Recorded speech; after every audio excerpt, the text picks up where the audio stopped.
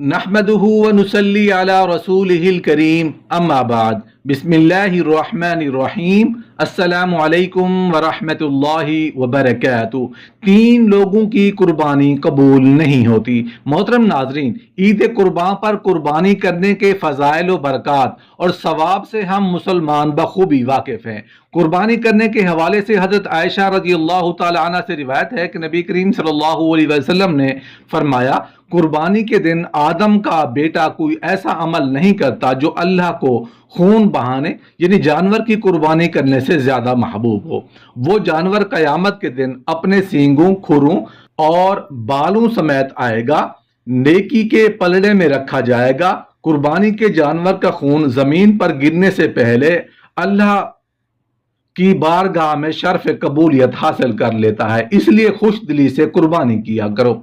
एक मुसलमान जिस पर कुर्बानी वाजिब हो और वो कुर्बानी का जानवर खरीदे, पैसे खर्च करे, जानवर की देखभाल करे और ईद उल अजहा के दिन उस जानवर को कुर्बानी की नीयत से ज़िबा करे और पता चले कि उसकी कुर्बानी कबूल ही नहीं हुई, कुर्बानी ज़ाय हो गई, जानवर के पैसे ज़ाय हो गए, जानवर की खिदमत करना ज़ाय हो गया। मोहतरम नाजरीन, तीन लोग ऐसे हैं जो कुर्बानी तो करते हैं मगर उनकी कुर्बानी कबूल नहीं होती। हजरत सैयदना इमाम जाफर सादिक रज़ियल्लाहु ताला अन्हु लोगों को दरस कुरान और कुर्बानी की फजीलत और कुर्बानी के मसाइल के हवाले से वाज व नसीहत फरमा रहे थे। इतने में आपने फरमाया, लोगों, हर एक शख्स को कुर्बानी हो कबूल हो जाती है, चाहे वो गुनहगार हो, बदकार हो या सियाकार हो।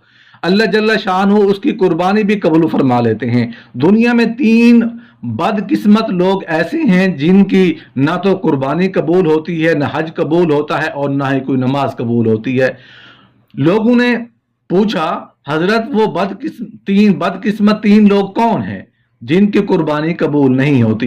मोहतरम नाजरीन, वो तीन बदकिस्मत लोगों के बारे में वीडियो में आगे चलकर आपको बताएंगे, लेकिन उससे पहले नबी करीम सल्लल्लाहु अलैहि वसल्लम का फरमान सुन लेते हैं। नबी करीम सल्लल्लाहु अलैहि वसल्लम ने एक दिन सहाबा कराम रज़ी अल्लाह तआला अन्हुम से दरियाफ्त किया, पूछा कि या रसूल अल्लाह सल्लल्लाहु अलैहि वसल्लम, कुर्बानी क्या है? आप सल्लल्लाहु अलैहि वसल्लम ने फरमाया, कुर्बानी तुम्हारे बाप दादा हजरत सैयदना इब्राहिम अलैहिस्सलाम की सुन्नत मुबारका है। ये सुनकर सहाबा कराम ने मजीद पूछा, या रसूल अल्लाह सल्लल्लाहु अलैहि वसल्लम, इस पर हमें सवाब कितना मिलेगा, इस पर हमें नेकियां कितनी मिलेंगी? आप सल्लल्लाहु अलैहि वसल्लम ने फरमाया कि जानवर के हर एक बाल के बराबर तुमको एक एक नेकी मिलेगी। कुर्बानी के लिए तुम्हारा जितना बड़ा जानवर होगा, जितने बड़े जानवर के ऊपर जितने बाल होंगे, हर एक बाल के बराबर तुम्हें एक एक नेकी का सवाब मिलेगा।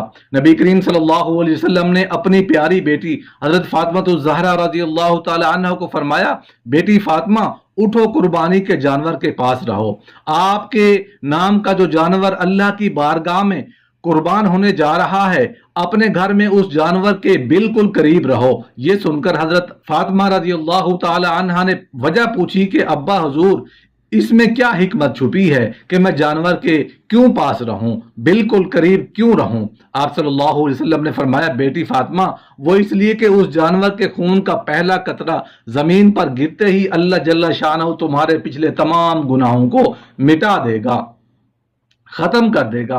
हजरत सैयदना इमाम जाफर सादिक रज़ी अल्लाह तआला अन्हु लोगों को दरस कुरान और कुर्बानी की फजीलत और कुर्बानी के मसाइल के हवाले से वाज़ व नसीहत फरमा रहे थे। इतने में आपने फरमाया, लोगों, हर एक शख्स की कुर्बानी कबूल हो जाती है, चाहे वो गुनहगार हो, बदकार हो, सियाकार हो। अल्लाह जान हो उसकी कुर्बानी भी कबूल फरमा लेते हैं। दुनिया में तीन बदकिस्मत लोग ऐसे हैं जिनकी ना तो कुर्बानी कबूल होती है, ना हज कबूल होता है और ना ही कोई नमाज कबूल होती है। लोगों ने पूछा कि हजरत वो बदकिस्मत तीन लोग कौन कौन से हैं जिनकी कुर्बानी कबूल नहीं होती? फरमाया, नंबर एक, शिरक करने वाला। शिरक करने वाले का कोई भी अमल कबूल नहीं होता, ना नमाज कबूल होती है, ना हज कबूल होता है, ना ही कुर्बानी कबूल होती है।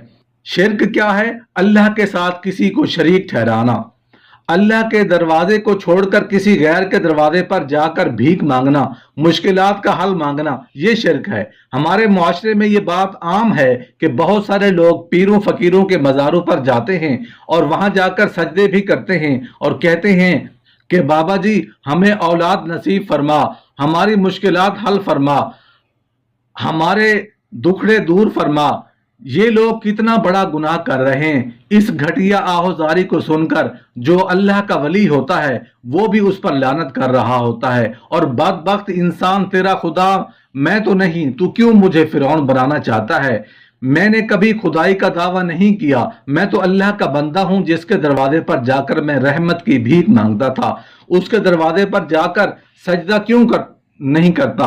اس کے مالک کے دروازے پر جا کر بھیک کیوں نہیں مانگتا؟ ہاتھ کیوں نہیں پھیلاتا؟ میرے دروازے کے سامنے تجھے سجدہ کرتے ہو شرم نہیں آتی؟ اسے شرک کہتے ہیں۔ نبی کریم صلی اللہ علیہ وآلہ وسلم نے صحابہ سے فرمایا کہ شرک سے بچنا، تمہارے ٹکڑے ٹکڑے کیوں نہ ہو کر دیے جائیں پھر بھی شرک نہ کرنا۔ شرک کرو گے تو یاد رکھنا تم لوگ تباہ و برباد ہو جاؤ گے، تمہارا کوئی بھی عمل قابل قبول نہیں ہوگا۔ انسان جب زنا کرتا ہے تو اللہ جل شانہ کو بہت غصہ آتا ہے۔ اللہ تعالیٰ زانی پر، انسان پر غضبناک ہوتا ہے۔ غضبناک کیوں ہوتا ہے؟ مومن جب زنا کر رہا ہوتا ہے تو اس وقت ایمان سے خالی ہو جاتا ہے۔ مومن جب چوری کر رہا ہوتا ہے تو اس وقت ایمان سے خالی ہو جاتا ہے۔ مومن جب جھوٹ بول رہا ہوتا ہے اس وقت ایمان سے خالی ہو جاتا ہے۔ اگر ایمان ہو بھی صحیح تو کس کھاتے کا ہے؟ ایمان جو تمہیں گناہ سے نہیں روک سکتا۔ اللہ جل شانہ بے نمازی، چوری اور دیگر گناہوں پر غضبناک ہوتا ہے، لیکن اتنا زیادہ نہیں ہوتا۔ کس وقت اللہ جل شانہ بہت زیادہ غضبناک ہوتا ہے؟ جب ایک انسان اللہ کا دروازہ چھوڑ کر غیر کے دروازے پر جا کر ہاتھ پھیلاتا ہے، جھولی پھیلاتا ہے، بھیک مانگتا ہے، خیرات مانگتا ہے، مدد طلب کرتا ہے، یہ وہ بدقسمت انسان ہوتا ہے جس پر اللہ تعالیٰ بہت غضبناک ہوتا ہے۔ پوچھا گیا حضرت وہ دوسرے لوگ کون کون سے ہیں جن کی قربانی قبول نہیں ہوتی؟ فرمایا دوسرے لوگ وہ ہیں جو حرام کے پیسوں سے قربانی کا جانور خرید کر اللہ کی راہ میں قربان کرنے والے لوگ ہیں۔ یہ بھی وہ لوگ ہیں جن کی نماز قبول نہیں ہوتی۔ حرام اللہ تعالیٰ کو ناپسند ہے، اس لیے کہ حرام پر شیطان ہر وقت تھوکتا رہتا ہے۔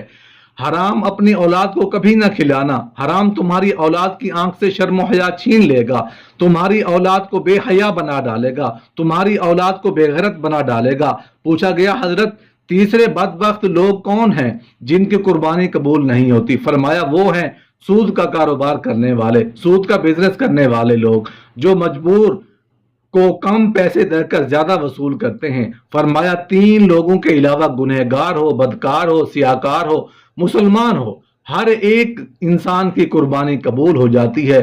ان تین لوگوں کی قربانی قبول نہیں ہوتی جب تک کہ یہ پکی توبہ نہیں کر لیتے، پختہ توبہ نہیں کر لیتے۔